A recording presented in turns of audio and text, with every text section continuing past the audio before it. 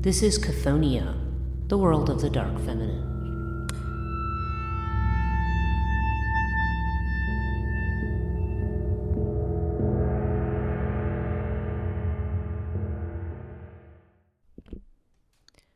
Hello and welcome to Chthonia, the podcast dealing with the dark feminine. I'm your host, Breach Burke. This week we are going to continue in the realm of the Arthurian and talk about Morgan Le Fay. This was a special request for this podcast from one of my listeners. And it's a very good and a very appropriate request because Morgan Le Fay in many ways embodies what we would call the dark feminine. Now, to fully go into all the stories of Morgan Le Fay would take more time than a podcast that attempts to be no more than an hour, because she is a very complicated figure and has an etymology and background that is, there's a lot of scholarship surrounding the figure of Morgan Le Fay. There's a lot of connectors. There are a lot of literary references, and then the questions becomes how Morgan Le Fay may be connected to earlier pagan figures. And so she's and then of course she has been used a lot in literature, particularly in fantasy literature. You will see Morgan Le Fay appear, because in many ways she's an enchantress. She is described as a fairy queen. Some may think of her as a kind of a goddess figure, although I don't think that's the intention exactly in Arthurian legend. And then there's questions about her origin. Where does she come from? Where does this character actually come from? And ultimately, what does she represent? Because obviously she is a villainous character in Arthurian legend. But like many of these villainous women of the past, the way that people, for instance, might see Lilith or might see Medusa in a more, in a different light, the way we might see it more in contemporary times, Morgan Le Fay has also gained a popularity as a woman who is, judged to be somehow an evil, when in fact she is independent or intelligent or standing up for herself. So let's try to unpack this a little bit. I think the way that I would like to start talking about this is first to do a summary of the main stories about Morgan Le Fay from Arthurian legend. And then talk a little bit about some of the background, the etymology of her name, where that's supposed to come from, some of the earliest mentions of her and some of her other connections. And then we're going to look at the themes, the different roles that she has, the different way that she's portrayed, and what we might glean from that. Of course, as I always do in this podcast, I like to take an academic bent. I like to look at what stories are available or at least are out there. And I, look at some of the scholarship, but at the same time, I'm reflecting on this in terms of the themes of this podcast, of course, which has to do with the dark feminine and ways in which the dark feminine is often either demonized or just otherwise outright misunderstood for what it is, and the way in which that can pervade our culture in ways that we don't even realize. Excuse me. So first let's talk about the main stories connected with her. Let me just find my main point here. I've got, let me open this up. Okay. So she is, first of all, who is she? So she is considered to be initially as, she's connected with the Isle of Avalon. Initially, she was considered to be one of 9 priestesses that lived on that island and that self-ruled and that had magical powers and that were shapeshifters. And then later on, she becomes, she has this relationship to King Arthur. She's usually portrayed as his half-sister, although there's others in which she's, as it says here, it says Morgan's usually described as the youngest daughter of Arthur's mother Ingrain and of her first husband Gorlois. And Arthur is actually the son of Ingrain and Uther Pendragon, who is this Morgan's half-brother. And the Queen of Orkney, it says, is one of Morgan's sisters and Mordred's mother.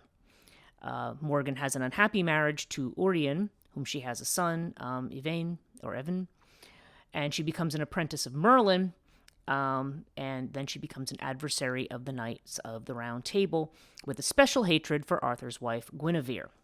And in this tradition, she's very sexually active, takes a number of lovers, including Merlin and Accolon, and an unrequited love for Sir Lancelot, Knight of the Round Table.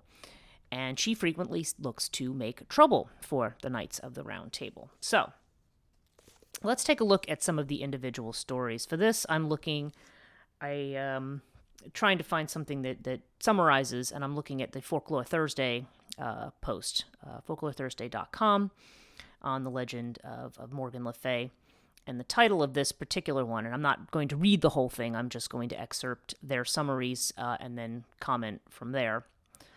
The title of it is British Legends, Morgan Le Fay, Magical Healer or Renegade Witch, by, and the author is listed as Steve T. Evans from 2018. So the stories about her, first of all, he discusses her as ruler of Avalon. She's presented as leader of 9 benevolent sisters that rule the island of Avalon. She's the most beautiful, the most knowledgeable, and the most powerful of the sisters. As well as being a skilled healer, she can fly or transport herself at will from place to place and has shape-shifting abilities. Okay. So he mentions that in work of later writers, she either becomes the stepsister or elder sister, or half-sister, really, of King Arthur. But a radical change happens with her character, as Arthur's elder sister breaks the traditional bond of love between brother and sister, and the nurturing role so often associated with the elder sister towards younger brother. Instead of a wise and benevolent sorceress, she evolves into a malign sexual predator, hating her brother and his wife Guinevere, forsaking her place at the center of the Arthurian establishment, moving to its periphery, and becoming a renegade attacking the established order. Okay, it says she targets the Knights of the Round Table, especially Lancelot, weaving dark spells and plots to trap them. Eventually, she becomes nothing less than an enemy of state and arguably its most dangerous adversary, until Mordred emerges to usurp the crown, resulting in the Battle of Camlan. Okay, and it's at this battle that Arthur is defeated. Now, again, in the early life, in Geoffrey of Monmouth, who is one of the authors who writes about Morgan Le Fay, in fact, one of the first, the Vita Merlini, which we're going to talk about. He makes Morgan the youngest daughter of Gorlois, Duke of Cornwall, and his wife Ingrain. And when King of the Britons, Uther Pendragon, sets his eyes on Ingrain, he becomes infatuated. And then there's a whole story about how he ends up, being able to go in disguised as Gorlois and makes love to his wife, to Ingrain, and then Arthur is conceived. It says, while this was taking place, Gorlois was killed battling Uther's army. After satisfying his lust, and on learning of the death of the Duke, took Ingrain to be his wife.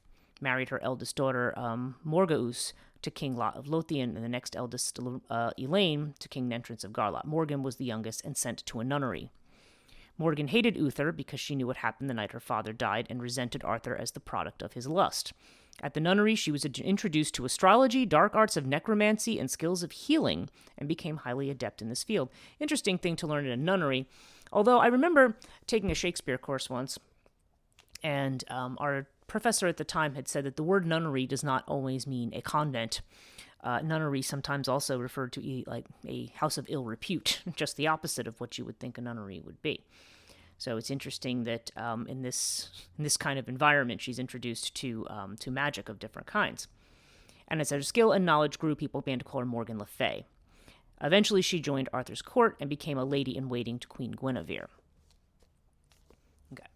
And so she says she was, most part, she was considerate and courteous, when she was angered, became vindictive, spiteful, and obstinate. Alleged to be the lewdest and most lustful woman in Britain, taking many lovers. There's a story of her having about Guinevere's nephew, Guimar, found her while she was at work in her bedroom, spinning golden thread, and they fell in love. They tried to keep their affair secret, but eventually Guinevere finds out and banished her kinsman from the court, which supposedly is, at least in this particular version, the root of Morgan's resentment towards Guinevere, and increased the animosity towards Arthur. So you have this built-up resentment for reasons that are justified in this way. So she had left court, and she eventually returned to create a strategic political alliance. Arthur married her to King Urien of Reged, causing further resentment. She had a son by him named Owen, but began secretly plotting the downfall of her husband and her brother. Okay. So then there's the story of the Lady of the Lake. Now, of course, King Arthur obtains his magical sword, or he pulls the stone in the stone Excalibur.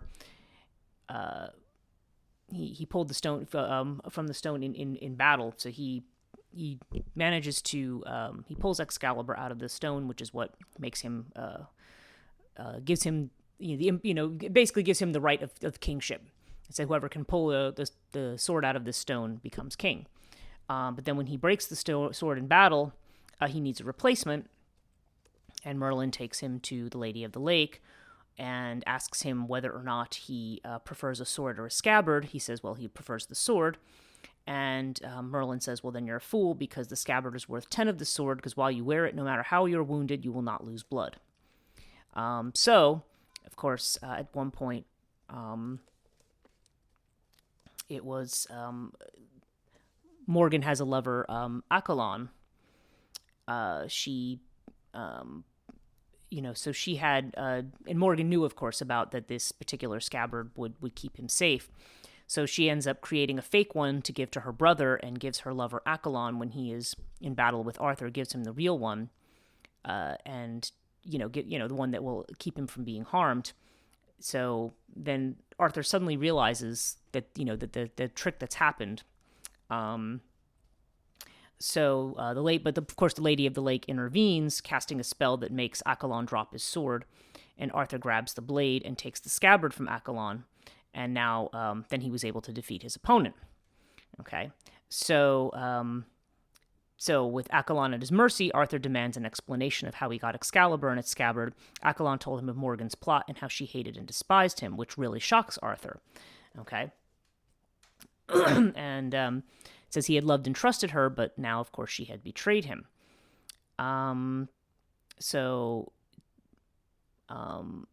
He sent Accolon's body to Morgan, and, weak from loss of blood, decided to rest and recuperate.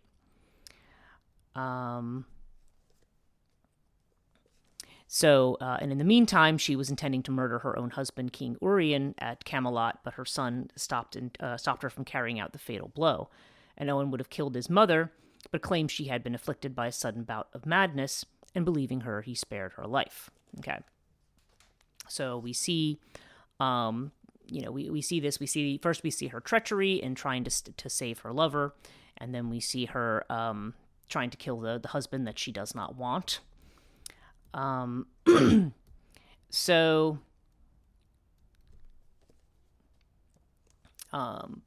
they, and of course, the people after this, it says that when they found out about Morgan's plot to take the crown, and in the fight with Accolon, they accuse her of treason, but she has left the court, and she has moved out onto the periphery. So she claims that she is going to try to make amends by bringing having one of her girl servants to Camelot, bringing him a handsome cloak as a peace gift, begging forgiveness. It was studded with precious gems and embroidered with threads of gold and silver, and Arthur was impressed. But as he was about to try it on, the Lady of the Lake says, don't try it on yourself or let any of your knights until she who has brought you this gift wears it herself. So he does, and of course the girl protests, but as soon as she puts it on, she's reduced to ashes. Now, this is actually reminiscent of the story of Medea, the witch who, when Jason is, she marries Jason of the Argonautica, and of course she also is very treacherous, Medea, and she's killed Jason's killed her own brother, and betrayed her father to go out to run off with Jason.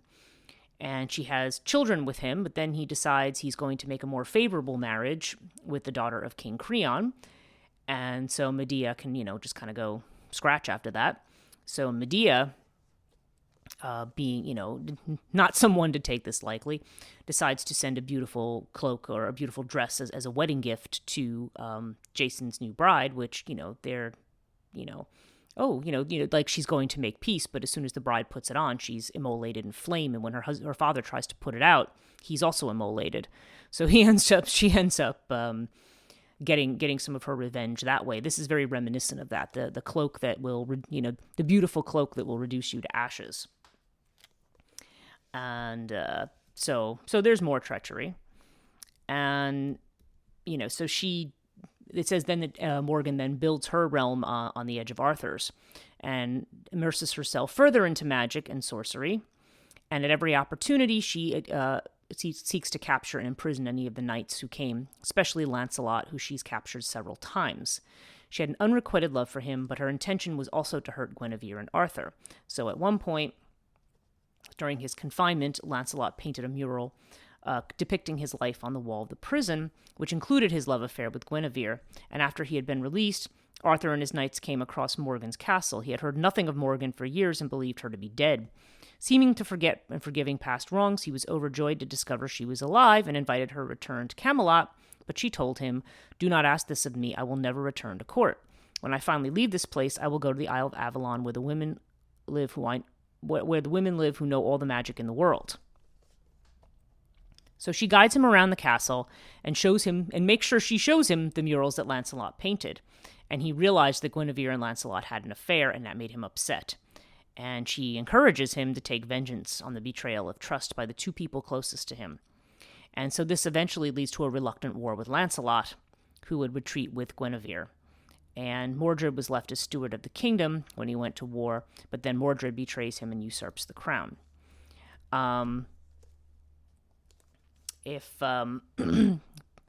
But so he was forced to return to the confrontation at the Battle of Camlan, but where he kills Mordred, but not having the scabbard of Excalibur, was mortally wounded. So as you can see, she's a menace to Arthur throughout his life, and she's somebody who he thinks is an ally, but isn't.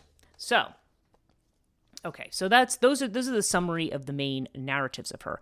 Now, I should add at the end that when Arthur is mortally wounded, Morgan actually now switches gears, offers to heal him, takes him away to the Isle of Avalon to heal his wounds, in waiting for some kind of messianic return, if you will, of King Arthur to rule Britain another day. So those are the main stories about Morgan Le Fay. So where does that leave us with talking about who she is? Okay. Well, first, let's see. Let's look at her name. Let's look at the etymology that we're looking at here. And the name. Okay, they said the earliest spelling of the name was found in Geoffrey of Monmouth's Vita Merlini, which was written around the year 1150, and that is Morgen, Morgen, which they say is likely derived from Old Welsh or Old Breton morgen, meaning seaborn, or from Common Brittonic morigena, masculine form, which is, so they go into the whole morigenos in Middle Welsh, etc., a shape-shifting female saint associated with the sea. Okay, so first we have this idea of Morgan as associated with the sea. Now, what do we know about sea deities and sea mythology? Well, if we look back to ancient Greece, and as you'll see in a moment, we have a reason to do so, the sea, the women who are the seductive women of the sea, if you think of the sirens, for example, these the certain nymphs, or these other creatures that were somewhat monstrous. We'll be talking about some of them, Scylla and Charybdis, for example. Or the gray eye. There's this association of the sea with these monstrous beings, and sometimes the feminine ones are, like in the Odyssey, we see this in particular. They are, you have this connection to the emotions, you have this connection to seduction and to lust, but also all of the dangers that are inherent in that. As I would say in Jungian terms, all the dangerous aspects of the anima. So you have this. So of course, obviously, I mean, to say that Morgan Le Fay is an anima-like figure almost goes without saying. It's probably not even worth getting into. But she does fill that kind of role as sort of the temptress. But she has other aspects to her as well that there's another aspect to the seductress, the rejected seductress in some ways. But we'll talk about that in a moment. Okay, so we have this association of her with the sea. The sea is also associated with, in that sense, the collective. It's associated with the unconscious. And the fact that you have Morgan Le Fay living on the edge, in the same way that you do see figures like Baba Yaga, for instance, or even, you have these, or we've seen in, for example, in Hindu mythology, the goddess Matangi, who lives in the forests and represents that which is polluted. But she is an element of Sarasvati, so she is a goddess of knowledge, and she deals, in her case, dealing more with the downtrodden or the ones who were considered untouchable. But you have this woman who is seaborn but lives on the edge of things. So right there you have the formula for a being who is liminal and who is magical and who represents this, the fact that she's Morgan Le Fay or Fata Morgana, both of which are words for like Morgan the Fairy. It definitely suggests a connection to the other world of some kind. And in the legend, of course, it's through her, it could be her association with the island of Avalon as a priestess there. And it can also be her association with magic and witchcraft, which may be just something natural to her, because there's almost an implication, even though she is Arthur's half-sister, stepsister, whatever, in whatever way you want to look at it, there is also clearly something about her that is otherworldly or uncanny. Okay, so, and of course, if we think about nymphs and about the way in which they can shapeshift and the way in which they can be seductive, she has that sort of quality of a nymph or a water spirit. Okay. Now it says, now it's mentioned here, and I'm looking right now just at the etymology in Wikipedia.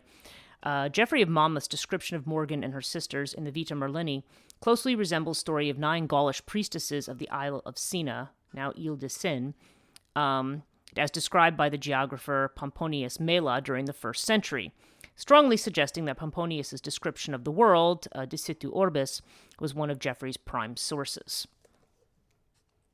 And they also suggest that further inspiration may have come from Welsh folklore or medieval Irish literature. Now, there was speculatively someone tries to associate her with the Morrigan. I think that's actually been very much disproven, so I'm not going to go down that road. So they also mention people who have been proponents of that idea of her as being associated with Morrigan, was Roger Sherman Loomis. And Loomis actually, he makes an interesting connection to another work called Roman de Troyes, which becomes the basis later of Shakespeare's Troilus and Cressida. And it's a story. I have a thing about it here that I wanted to bring up. There's a passage in this poem which was written, I want to say it was just a few years after Geoffrey of Monmouth. So it's Loomis is not entirely sure whether or not the poem is influenced by the earlier Arthurian poem Vita Merlani, but there is a passage that refers to Morgan Le Fay in this poem. Now, mind you, this poem is set in Troy. This is why I suggested this connection to ancient Greece, but at least the medieval conceptions of Troy and the legends of Troy. And so this Morgan Le Fay, who he says which he is not sure if he was not sure if it was a corruption of Penthesilea, which is the queen of the Amazons, who appears in this poem. She also appears actually in what they call the epic cycle, which are fragments of other works, besides the Iliad, about the Trojan War. But he uses this name Orva, and she's supposedly a woman who loves Hector but is rejected by him. Okay, and he tries to make the case here, just judging from the way in different versions of this same manuscript have represented the name Orva. In 6 of them, he says that it's represented as Morgane, Morgan, Morgan, or Morgans. And he says the ones that support that form, and they said, that possibly that the author of this poem may have read that poem and decided to make her this kind of a figure. Now, I don't want to get into all of the etymologies and folkloric classifications and all that kind of stuff, whether this is true or not. What is interesting about it is that she becomes somebody who is spurned or rejected in this particular narrative. So, in this case, it's Hector, who is the Prince of Troy, and of course, Troy is the one that is brought down. Ultimately, Troy loses the war, and they're sacked. So so they talk about how, but they talk about this, this woman who is spurned by Hector, who goes by Morgan Le Fay, and they're saying it's not, he says it's not uncommon for the M to be dropped, so it may have been something like Morgan Le Fay, and it may have been, may have had some connection to this other work.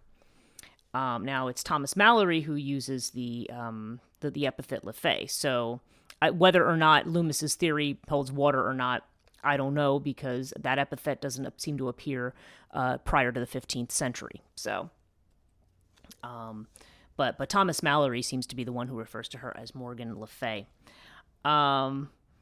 So those are some of the original sources that talk about her, and again, it fleshes out our idea of what we're looking at here in the character of Morgan Le Fay. So we have several themes. So I'm going to go over these. Okay, so the theme of her as a healer, for one, okay, and this shape-shifting priestess, potentially, from the Isle of Avalon. As one who hates and fights against her half-brother or brother, stepbrother, half-brother Arthur, and also his wife Guinevere, for reasons that are given. In this case, because she holds, she connects Arthur with, the affair of, the way that Ingrain, really the rape of Ingrain, because she assumes she's making love to her husband, but it's actually another man who's come in and taken her. So she's angry at that, and supposedly hating Guinevere for interfering with her love affair with her nephew. And also Guinevere is loved, Lancelot carries a torch for Guinevere, which I'm sure also makes her angry. And this would make her, this actually also, as I was mentioning, ancient witches like Medea, and also Circe, because Circe, in the story, as we're going to learn in a later podcast on the story of Scylla and Charybdis, Scylla is supposed to be a beautiful nymph who is loved by a centaur that Circe is in love with. But he goes to Circe to ask her to make a love spell to make this nymph fall in love with him. And Circe tells him, "Oh no, don't." Tries to seduce him. Don't pay attention. But he rejects Circe, so she gets angry and ends up turning Scylla into this hideous monster with like multiple heads. So again, there's that theme of the witch woman who ends up being spurned by the by the desirable male lover of some kind. The desired one spurns them, and so the woman who they're spurned for ends up, they get kind of a hateful revenge on the woman, or seek to in some way, and that's that's a theme also. Well, when we talked about the podcast on the goddess Hera, we see her doing that continually with her husband Zeus, because he is continually cheating on her, and she continually takes it out on the women associated with her.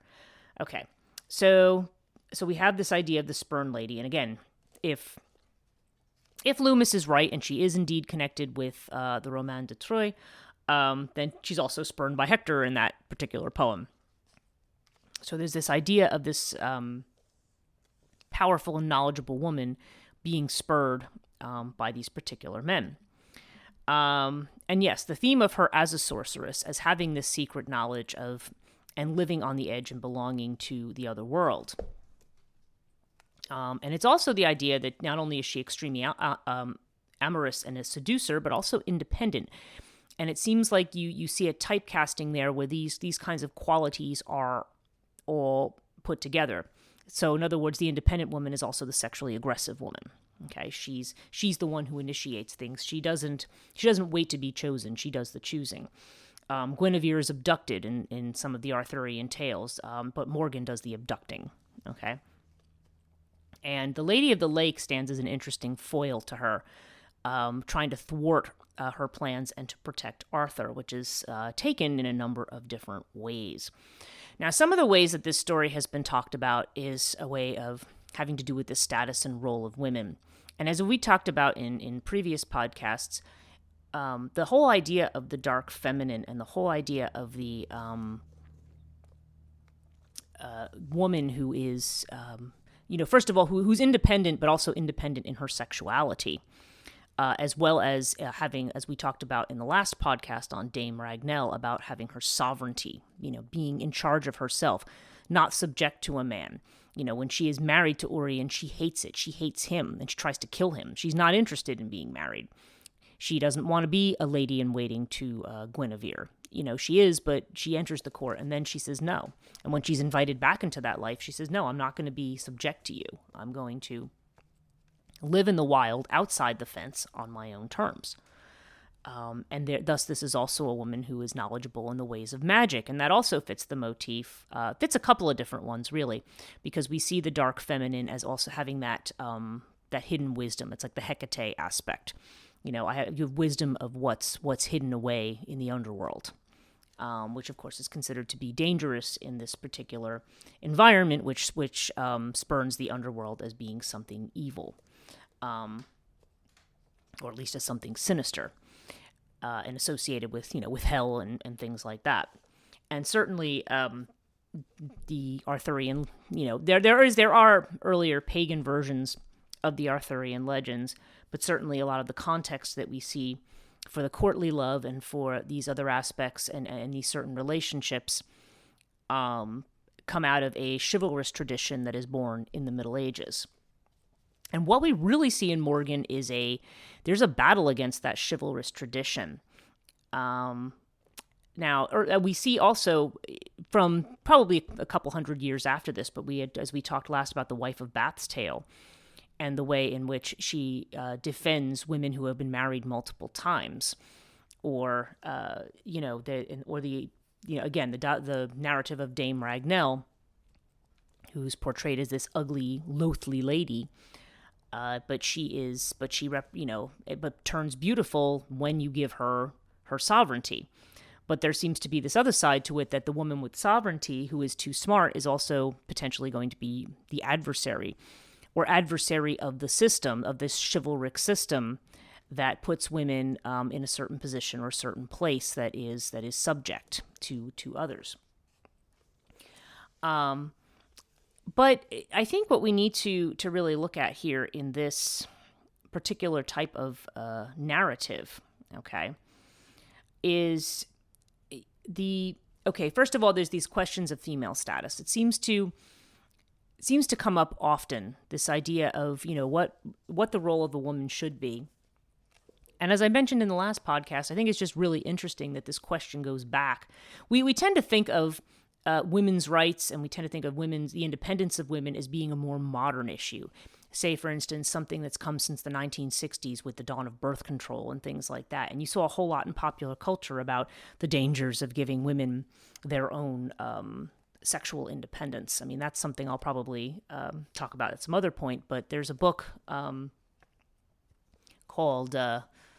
It's W. Scott Poole, Monsters in America. Okay, he has a whole chapter on the portrayal of the feminine there, and he talks about when birth control first became a thing, when you talk about women's lib, when abortion rights were gained, and the way in which the church fought against this, their encyclicals on the family and so forth, and where you started to see things in horror movies about sexually independent women, even movies like The Exorcist, for instance, where if you think about what's going on, the original story is supposed to be about a boy named Roland Doe, a 14-year-old who's supposedly possessed by the devil. Now, whether that story is true or not that's a totally different subject. But in the movie, it's not a boy, it's a girl. It's a girl who is just entering her adolescent years, so she's in menarche. She's right on the edge of becoming a woman, or just, getting first period, like that era of her life. And her mother is a single mother, independent and successful. It's interesting, right? So what happens to Regan when she becomes the daughter, when she becomes of sexual age? She becomes possessed by a demon. Interestingly, by a demon that actually protects children, but we won't get into that. But it's fascinating that that's a kind of movie that's produced at that time. So her mother is somebody who is independent. She's, there's no father there. She's not subject to any, in that, if you want to think about it in these kinds of, we'll call them patriarchal terms. I know that's an often overused word, but that's in patriarchal terms, the idea that, the husband is the one who is in charge. It's, and the wife is sort of subject to the husband. So you have somebody who's not subject to a husband in a time period when women were, fighting more to be more independent and do their own thing. Because you have to remember, too, around the time, like in the 1970s even, a woman couldn't, for example, get a credit card by herself. You had to, your husband had to sign for it. There's just certain things you couldn't do that your husband, because it was assumed you were going to have a husband because that's what you did, But there had to be, and that even continued on in other countries for quite a long time. I remember being in a class in the 1990s. We had a guest lecturer. She was from, I forget what, I no longer, because this was over 30 years ago, I no longer remember which country she was from. But she'd come in from Africa. And whatever country she was in, she was saying, she says, there's certain things I was not allowed to do in that country. I'd say, well, I need to, rent a car, or I need to do that. Oh, well, you need your husband's permission to do that. Like even in the 1990s, he was going through something like that. So, again, maybe husband's permission may be overkill these days, but nonetheless, there's this idea of the woman as not being sovereign. The woman is not having her own way. And here, when we look at Morgan Le Fay, you are looking at a woman who completely, who is in control. There's nobody, her brother ultimately does not rule over her. And when she is invited to be part of that system where she would be ruled over, she rejects it. In fact, she's looking to just burn it all down, really. And instead, she is portrayed as the villain who is, disrupting, the perfection of Arthur's court in some way. And so it's interesting to see this, in that this dialogue has been going on for a very long time. We tend to think of it as being taken for granted that this was the role of women, certainly in ancient times, certainly, and in medieval times, that this is, certainly since the Christian era, although, as we've seen, the idea that the woman is supposed to get married and have the children and be the, mother of the household, or, under the father or the tribal king or whatever. That's as we see that's hardly, it's certainly not a new idea in the Middle Ages, but we're seeing this questioning. Now, the questioning could be even older than this, okay?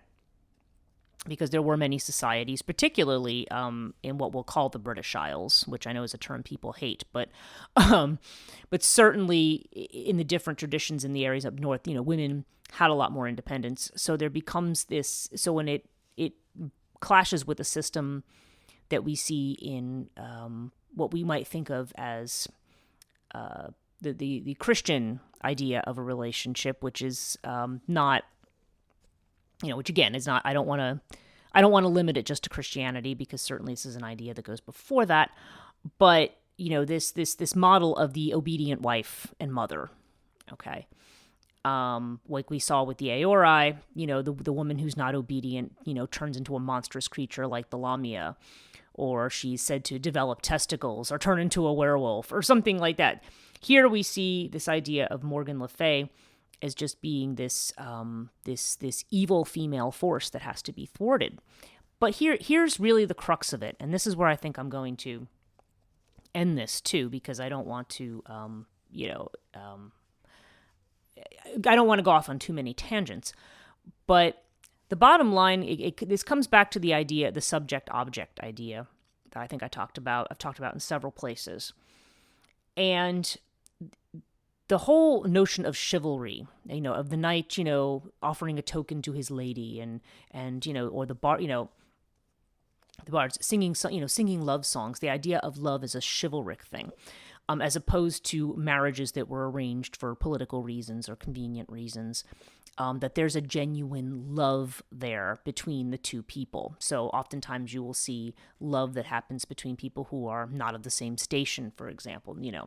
The wealthy aristocratic woman falling in love with the farmer's son or something. You know what I mean? There's something that is not socially considered to be part of that class structure or defies it. So sometimes we think of courtly love as defying the class structure. But what we don't look at the fact is that courtly love also turns women into objects to some degree. And again, I'm not actually. This is not meant to be a critique or saying people shouldn't fall in love on physical basis or anything like that. What I am saying is that this idea of chivalry puts women on a pedestal. That's the term that they use. And what I feel like is Morgan becomes a representation of fighting against this idea of woman as object to be adored, as fetish object.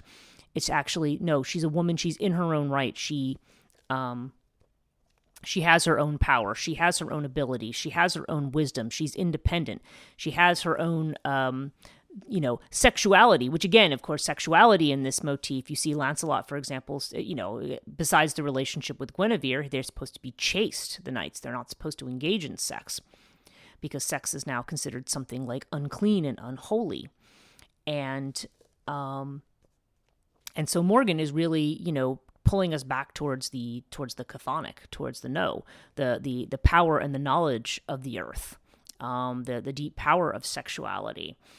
And the idea that the woman is not merely, an object to be acquired, a thing, not property, but rather an independent and intelligent being in her own right. So ultimately, I think this is where it gets to. Certainly this may also apply to women's roles, but I feel like it also gets back to this embodiment of what the feminine is. And what I have always said is that the male power comes through the feminine. It comes through in Hindu terms, the Shakti. And this kind of trying to relegate Morgan Le Fay to a lady in waiting kind of a role, a kind of obedient to the rules and the chivalric code of the court.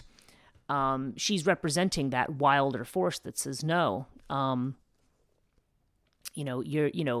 If you don't embrace that force, it destroys you, and you see this throughout Greek mythology. You see it in Babylonian mythology with figures like Ishtar. You see it in goddesses like Athena on the Trojan battlefield when the